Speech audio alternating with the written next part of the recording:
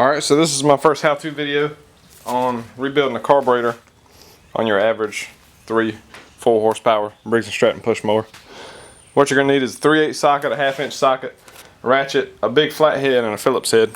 And this kit, I don't know if you can see the number is, replaces Briggs & Stratton 795083. I like to use an impact to take it apart, but you don't have to, of course, if you don't have an impact. But you want to reassemble it with hand tools, because these little things are kind of fragile. Air filter comes off. Probably going to want to clean that most of the time while you're in there. 1/2 inch right here. Watch a little spacer.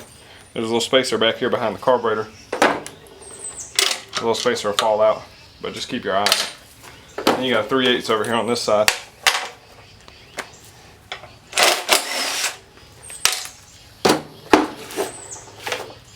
Just wiggle it out. When you wiggle it out, go ahead and disconnect this spring here. And when you pull it out a little more, you'll be able to tilt it and pull this piece of linkage out here.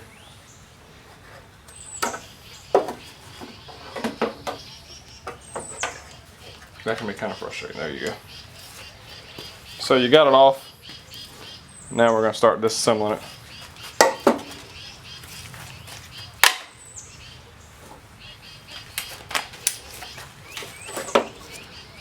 Four screws, 5 screws. Some of them have different 4 or 5, but all along the top is Phillips heads. Sometimes this little boot will be dry rotted. You'll want to replace that too.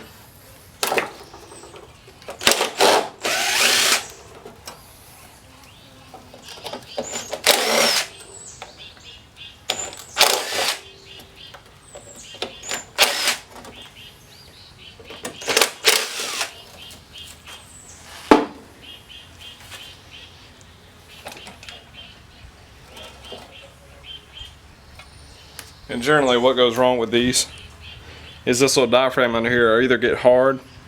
You see how it's not squishy like it's supposed to be, it's kind of hard. But they'll get hard, and then it makes it hard for it to pump fuel, and it sputters and all that. I mean, overall it's pretty clean, but you know, it's just the diaphragm. Just make sure you pay attention. The diaphragm goes on the tank, then the gasket, and then the carburetor. And also you want to check this ring here and lubricate it when you put everything back together.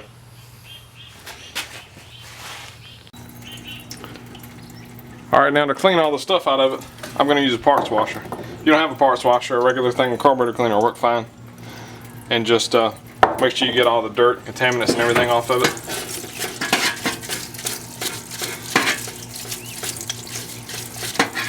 Always wear your eye protection.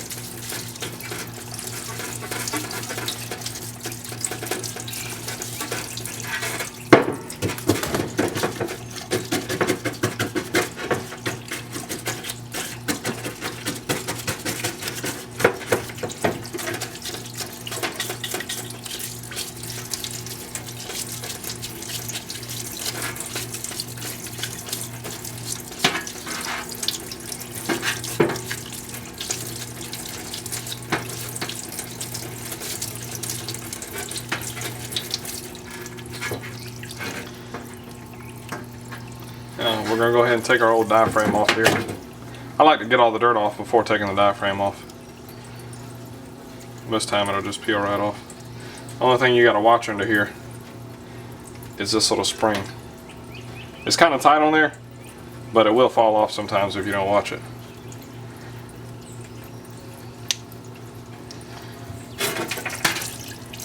Just cleaning out all along here. Most times these things don't get clogged up, it's just the diaphragm. Unless it's extremely dirty, you don't really have to worry about cleaning it out very well.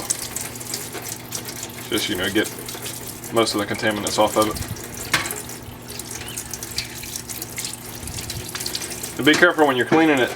I'm just using kerosene here, but this little O-ring, you don't want to get too much carburetor cleaner on it because it'll make it swell up and make it weaker. You could tear it when you put it back on.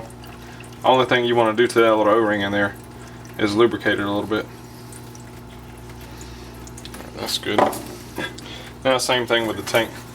Most of the time your tank is going to be a lot nastier than the carburetor, especially down in the bottom, just from trash and everything that comes out of your gas can that you really don't know is in there.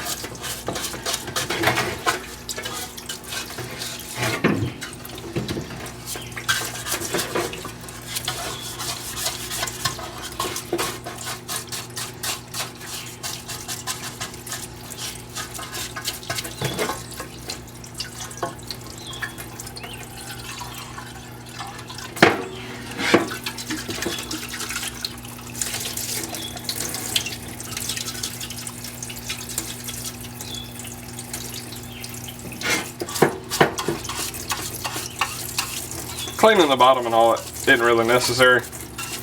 It's just something I like to do because I have a parts washer. But if I was doing it with a can of carburetor cleaner, I wouldn't want to worry about cleaning the bottom. Just clean the inside and clean your mounting area here.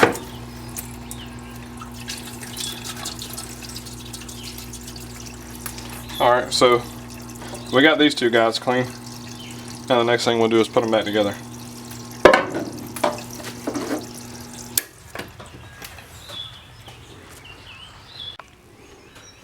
Another thing I want to go over is when you get little pieces of gasket, I don't know if you can see it, stuck on your, a lot of times it'll stick to the carburetor, not so much the tank, but I like to just take a razor blade and just scrape it all off.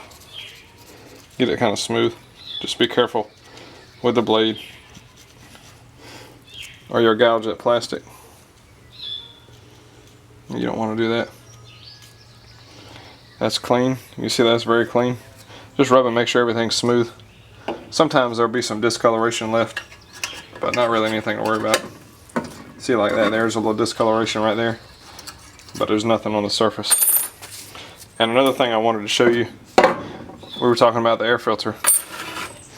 Now a lot of people, you can just go and buy your air filter, for $7 or something.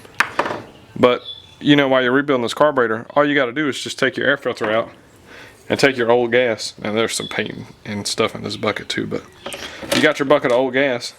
Now I would definitely wear some gloves for this, but just drop it in here, give it a couple good squeezes, and it loosens up all that oil and muck right off the bottom of it.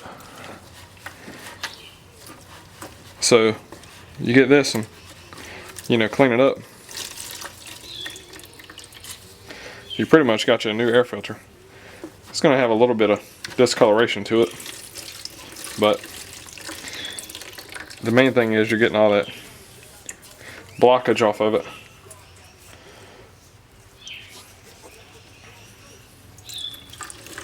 And just take your fingers and sort of rub around on it, and all that stuff will just come right off of it.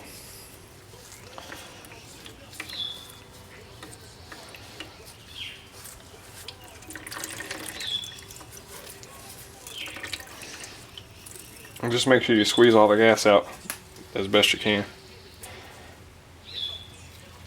That's pretty good, right?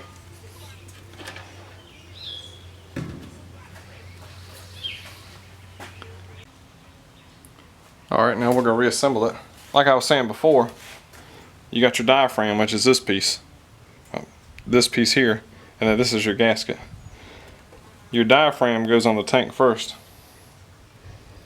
and lays flat up against the machine surface there. Then your gasket is going to go on. Just get those lined up. Sometimes it's a little easier to put 2 bolts in it and it'll line itself up, but most time it'll just go right on there. So I put 2 bolts in it.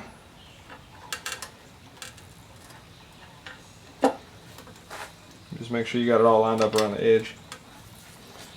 And like I was saying before, I use the impact to disassemble it and make it a little faster. But I would always use hand tools when you put it back together, just so you can have an idea of how much torque you're putting on it. You don't want to put too much on there. Now, when you're torquing this carburetor back down, you want to sort of do it evenly on each side until you get it down. And then you can put the rest of your bolts in.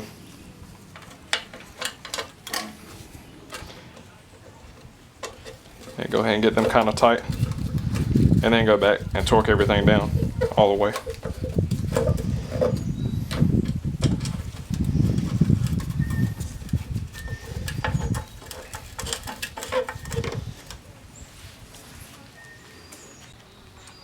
Alright, now we've got it torqued down and I'm about to put it back on. What I like to do is lubricate this area right here where your O-ring is going to slide on.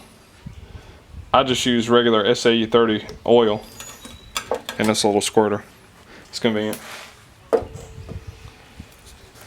And another thing I did is I cleaned this off real good and inspected it, made sure it didn't have any cracks in it. You don't want it to have cracks or you'll have an air leak and you'll have a whole lot more complications. So when we get ready to slide this on, there's a couple things we got to watch. You want to tilt it sideways to get that throttle linkage to go back on there. Then on the other side, you got to hook your little spring back up. It's a governor spring.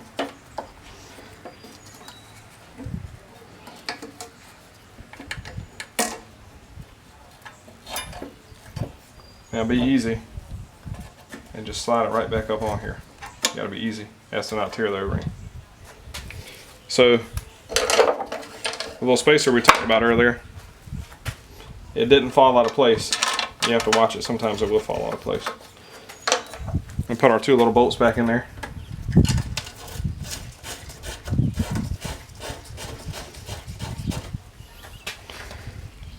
Well, we'll tighten this up first.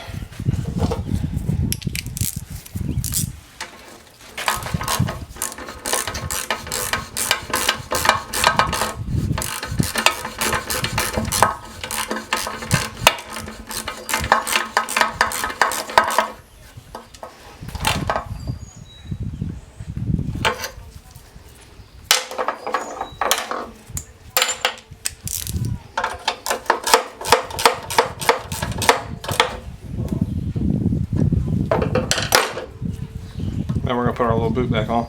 This is going to be kind of tricky, but just be patient with it and you'll get it.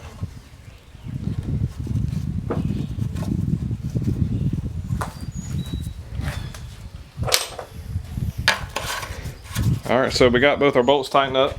We got our throttle linkage hooked back up. Got our governor spring back on. Gas cap. Breather.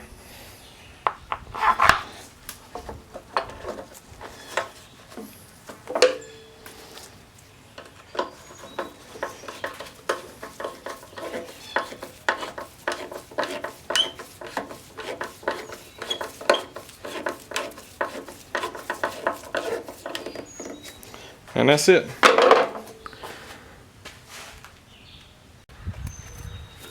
Alright, got it primed. Let's see if it'll crank.